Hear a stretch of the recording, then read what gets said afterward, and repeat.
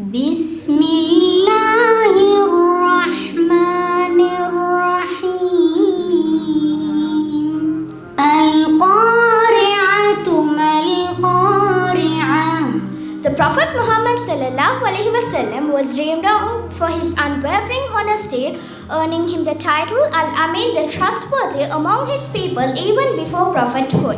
எம்பெருமானார் ஸல்லல்லாஹு அலைஹி வஸல்லம் அவர்கள் பட்ட கஷ்டங்கள் ஒன்றல்ல இரண்டல்ல ஓர் ஆயிரம் நிகழ்வுகளை கூறிக்கொண்டே செல்லலாம். அத்தனையும் எம்பெருமானார் ஸல்லல்லாஹு அலைஹி வஸல்லம் அவர்கள் நம் மீது கொண்ட அன்பின் வெளிப்பாடுகளே. யா ஹபீபல்லாஹ் யா ஹபீபல்லாஹ் யா யா யா பஷீரல் ஹைர் அன்த ஹாதீனா அன்த ஹாமீனா அன்த மௌலானா அதிரிக்னா. ஏன் இப்படி ஒரு விழாவை நாங்கள் நடாத்த வேண்டும்? உங்களுக்கு தெரியும், 2019ஆம் ஆண்டு ஈஸ்டர் தாக்குதலுக்கு பின்னால் குர்ஆன் மதரசாக்களுடைய நிலைப்பாடு எப்படி அமைந்தன? பலரும் குர்ஆன் மதரசாக்களுக்கு பிள்ளைகளை அனுப்புவதை தவிர்த்து கொண்டார்கள், பயந்தார்கள். யூனிஃபார்மோடு மதரசாவுக்கு சென்றால் எங்களுடைய வீட்டை சர்ச் பண்ணுவார்கள் என்று. அதன் பிரதிபலன் என்ன ஆனது? பள்ளி வாயில்களில் நடைபெறக்கூடிய குர்ஆன் மதரசாக்கள் மூடுபட்டது, மூடு விழா கண்டது. மாணவர்கள் வீடுகளுக்குள்ளே முடங்கி போனார்கள். பல உதாரணங்களை சொல்லலாம். என்னுடைய வீட்டில் நடந்த சம்பவத்தை நான் சொன்னாலே மிக பொருத்தமாக இருக்கும். என்னுடைய மூத்த மகள் மதரசாவுக்கு சென்று சிறப்பாக 6-7 வயதாக கூடிய நேரத்திலே குர்ஆனை முடித்திருந்தாலும் இரண்டாவது மகளுக்கு அப்படியான வாய்ப்பு கிடைக்கவில்லை.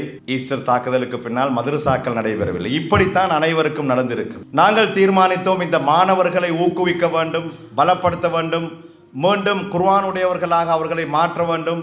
இதற்கு செய்ய வேண்டிய முதலாவது பணி, மாணவர்களுக்கு மத்தியிலே போட்டி நிகழ்வுகளை ஏற்பாடு செய்து நாடளாவிய ரீதியிலே, தேசிய ரீதியிலே பிரம்மாண்டமான நிகழ்வுகளை நடாத்தி மீண்டும் மாணவர்களை மார்க்கத்தோடு அவர்களை சம்பந்தப்படுத்த வேண்டும், தீனுள்ளவர்களாக மாற்ற வேண்டும் என்று.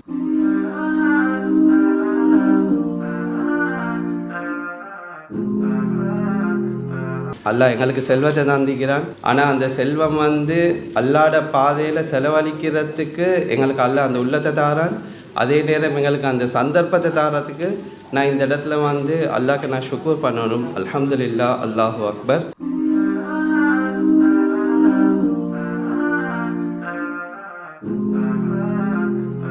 அடுத்த நிகழ்ச்சியின் தம்பிமார் பார்த்துக்கொள்ளுங்க, உங்களுக்கு தான் சொல்கிறோம். மறுவா இன்ஷால்லா அனுப்புவோம். எங்களோட குரூப்பில் நீங்கள் வாட்ஸ்அப் குரூப்பில் இருக்கிறீங்க. அடுத்த நிகழ்ச்சியை பங்கு பெற்றுவீங்களா? இன்ஷா அல்லா எல்லாரும் ஃபர்ஸ்ட் ப்ரைஸ் எடுக்கணும். இன்னைக்கு வந்த பிறகு தான் எனக்கும் ஒரு ஐடியா கொண்டு அடுத்த முறை நாங்கள் ஒன்று செய்வோம். அவர் ஒரு ஜேர்னலிஸ்டாக இருந்து கொண்டு செய்தென்றால் நாங்கள் அரசியல்வாதிகளாக இருந்து கொண்டு எங்களுக்கு செய்யலுமா ஈக்கணும்.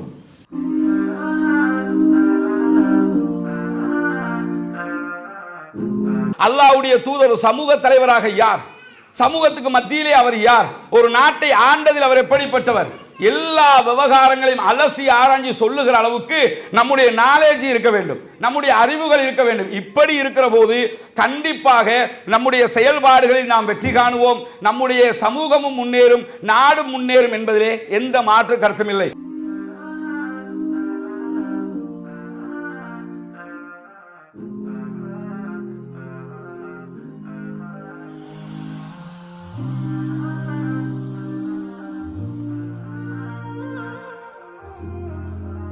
මේ කර්තව්‍ය ඉතාමත් අලංකාර ලෙස සහ උත්කර්ෂවත් ලෙස සංවිධානය කරපු අප සංවිධාන මඩුල්ල සියලු දෙනාටම මේ අවස්ථාවේදී මම හෘදයාංගම ස්තුතිය පුද කරමින් මාගේ වචන ස්වල්පය මං අවසන් කරනවා.